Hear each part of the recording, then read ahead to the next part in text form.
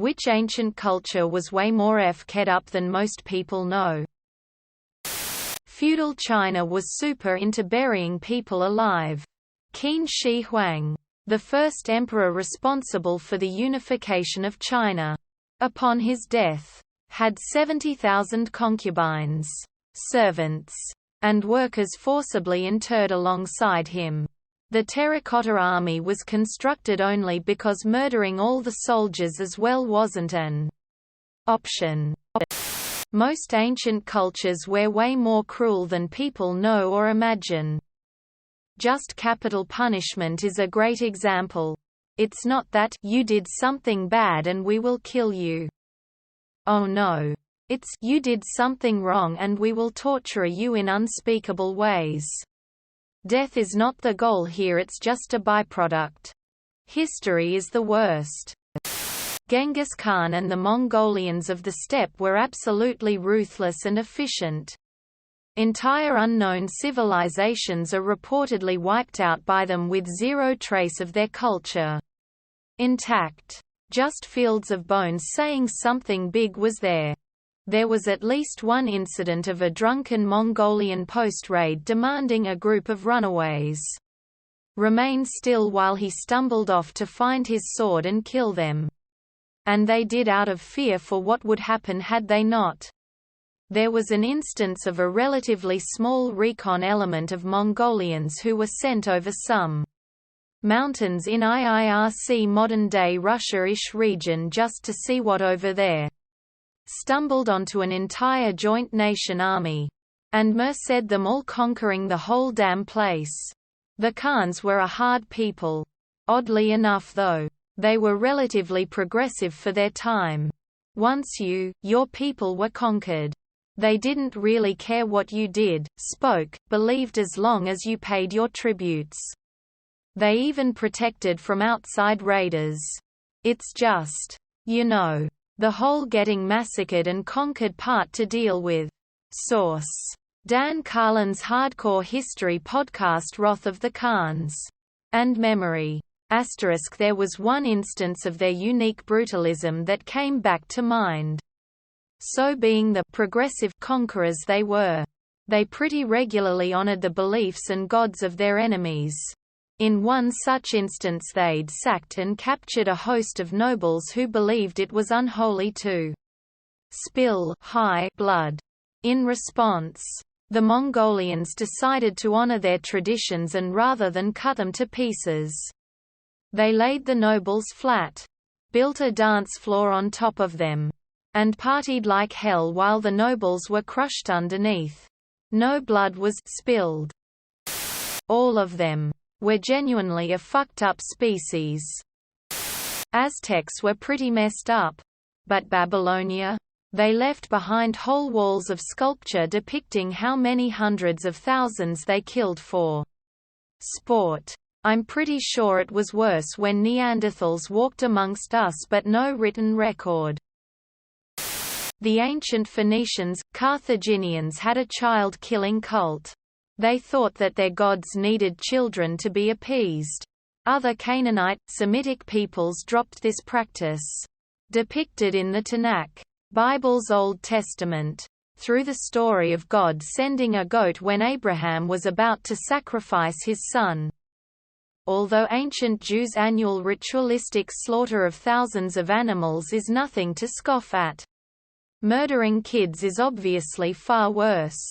Even the Phoenicians' peers, contemporary cultures, civilizations of the period, thought it to be a barbarous practice. Here's Plato on the subject. With us, for instance, human sacrifice is not legal, but unholy, whereas the Carthaginians perform it as a thing they account holy and legal. And that too when some of them sacrifice even their own sons to Kronos. As I dare say you yourself have heard. In one notable case, during the late Sicilian Wars, Carthage itself was almost besieged and defeated. It got so bad Carthaginian civilians had to be pressed into the army instead of relying on their mercenary army. Carthage scraped by a victory at the Battle of White Tunis. But since it was so terrible, they thought the gods were punishing them. So in the aftermath of the battle, Carthaginian tried to appease the gods through, you guessed it, human sacrifice. 300 adults and 200 children were ritualistically murdered. Here is Diodorus Siculus describing the event. They also alleged that Kronos had turned against them inasmuch as in former times they had been accustomed to sacrifice to this god the noblest of their sons, but more recently, secretly buying and nurturing children. They had sent these to the sacrifice. And when an investigation was made, some of those who had been sacrificed were discovered to have been substituted by stealth. In their zeal to make amends for the omission, they selected 200 of the noblest children and sacrificed them publicly. And others who were under suspicion sacrificed themselves voluntarily. In number not less than 300. There was in the city a bronze image of Kronos, extending its hands, palms up and sloping towards the ground, so that each of the children when placed thereon rolled down and fell into a sort of gaping pit, filled with fire. A lot of Pacific cultures practiced cannibalism. Some still do in Papua New Guinea. But Maori here in New Zealand did in some tribes as well. So the worst insult you can use in the Maori language pokokohua means to boil your head, harking back to when people were boiled and eaten. Carthaginians were apparently quite fond of burning their toddlers for shits and giggles. Aka. Religious reasons. Kinda counterproductive, ain't it? Though it might be all Roman propaganda for all we know. Samurai and feudal Japan. People like to imagine the samurai as some kind of noble order built around the belief that honor and service were to be held above all. Samurai didn't give half a sideways fuck about the common peasant. They were a blue blood aristocracy that used their power and training to perpetuate a totalitarian regime that would make the House of Windsor blush. Some examples of the WTFNESs that people like to gloss over.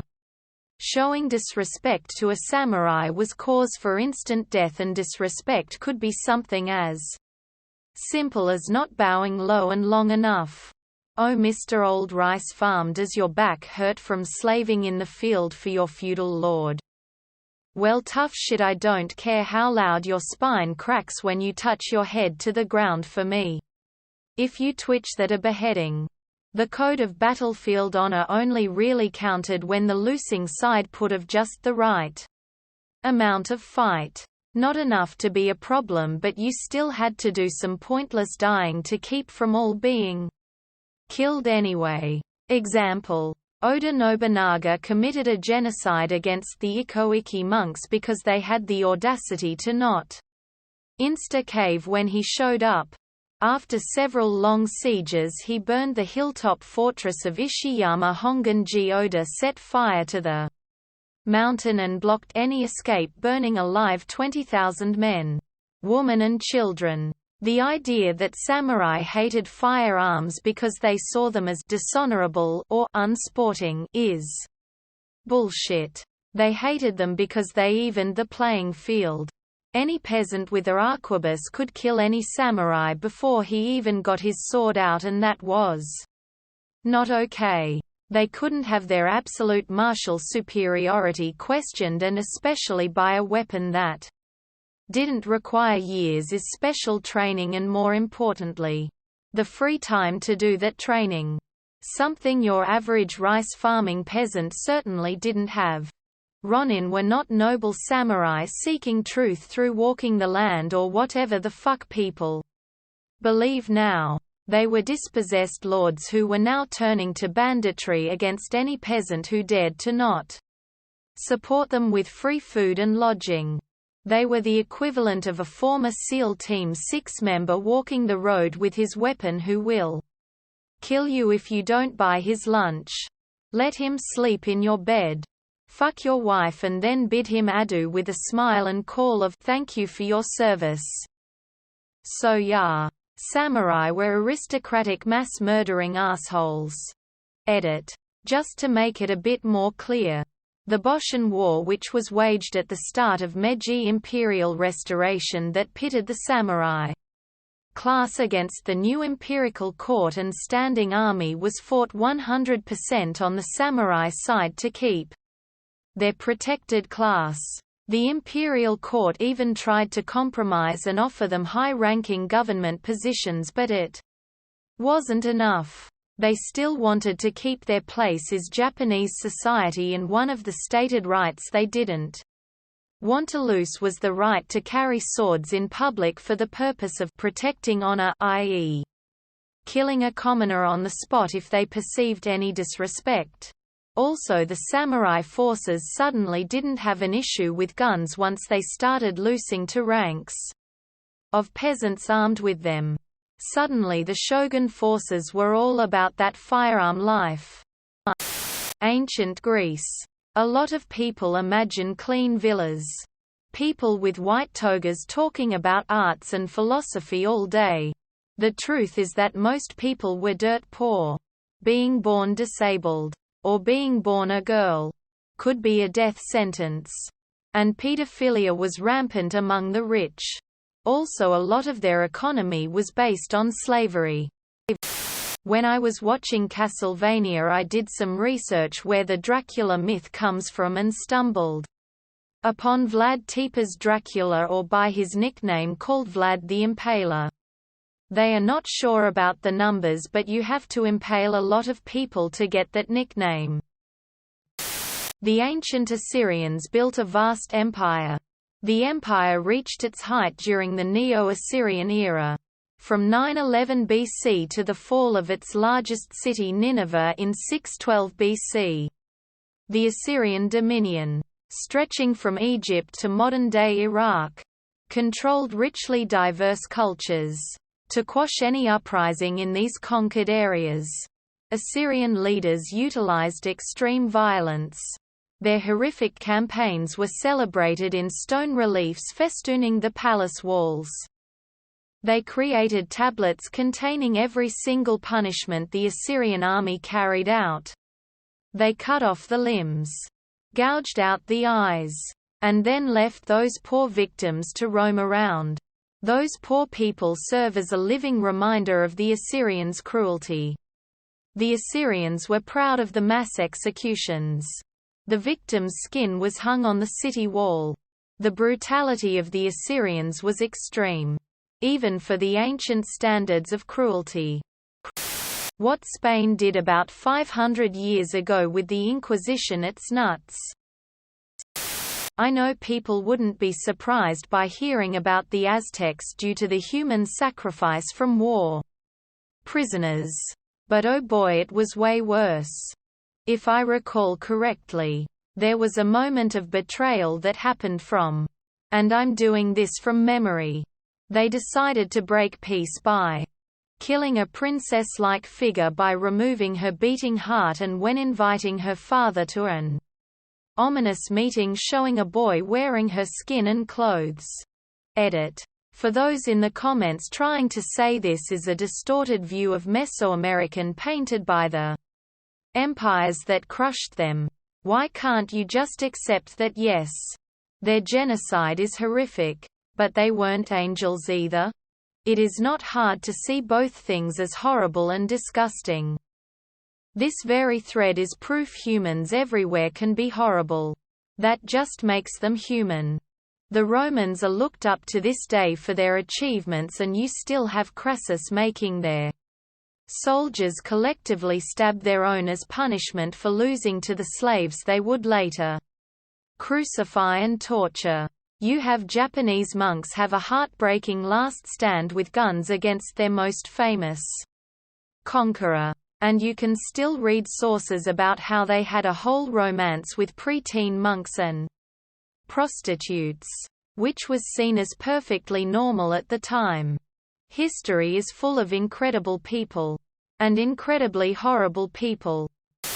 I was recently stunned by the amount of atrocities the Japanese Empire has done. Mutilation of babies. forcing kids to rape their mothers, putting mothers into chambers with boiling grounds to test them if they would put their kids on the ground so that they don't get their feet scorched by stepping on their bodies, carrying baby corpses on bayonets, not to mention carving a hole in the belly of pregnant women, to rip fetuses cold-blooded and then murdering the fetus while the mother is screaming. There are literally no words in any dictionary to describe what they did. The Ptolemaic rulers of Egypt were 10 generations of absolutely fucked, bookended by 2 actually good leaders, Ptolemy and Cleopatra. Their family history would make for a fun trashy soap opera, full of backstabbing, famicide, and a truly appalling amount of incest, as they spent 200 years running Egypt into the ground. Too bad it was all real. And yes, Cleopatra was one of history's few inbreeding success stories. She managed to get all the best traits of her insane family. And none of the bad ones. If you've got a little time, listening to Blue at OSP lose his mind trying to describe the Ptolemaic kingdom is hilarious. One time I visited Canada in 2004 and they poured maple syrup on pineapple pizza. Sparta. Sparta has a reputation as no-nonsense badasses who dedicated their lives to become ultimate warriors. People know they were ruthless and had slaves. But the total depravity and sheer stupidity of Sparta eludes common knowledge. Sparta was an extremely oppressive state where a small elite enslaved 90+% of society and killed them for sport. But being in the elite wasn't much better. The education system was pure abuse, and produced traumatized close-minded men incapable of anything else except heaping the same brutality on the next generation. The elite Spartiate class was a closed class. You couldn't become one no matter of your services to Sparta. But it was possible to lose Spartiate status. The Spartiate class became smaller and smaller as the years went on, eventually becoming too weak to keep Sparta alive. And all this didn't even produce better soldiers. Historian Brett Devereaux has an essay series on Sparta on his blog. Highly recommended for people interested in ancient history. From the conclusion. And I want to stress this one last time, because I know there are so many people who would pardon all of Sparta's ills if it meant that it created superlative soldiers. It did not. Spartan soldiers were average. The horror of the Spartan system. The nastiness of the agauge. The oppression of the helots. The regimentation of daily life. It was all for nothing. Worse yet, it created a Spartan leadership class that seemed incapable of thinking its way around even basic problems. All of that supposedly cool stuff made Sparta weaker, not stronger. Sparta was, if you will permit the comparison, an ancient North Korea. An over-militarized, paranoid state which was able only to protect its own systems of internal brutality and which added only oppression to the sum of the human experience. Little more than an extraordinarily effective prison. Metastasized to the level of a state. There is nothing of redeeming value here. Sparta is not something to be emulated. It is a cautionary tale. Sparta.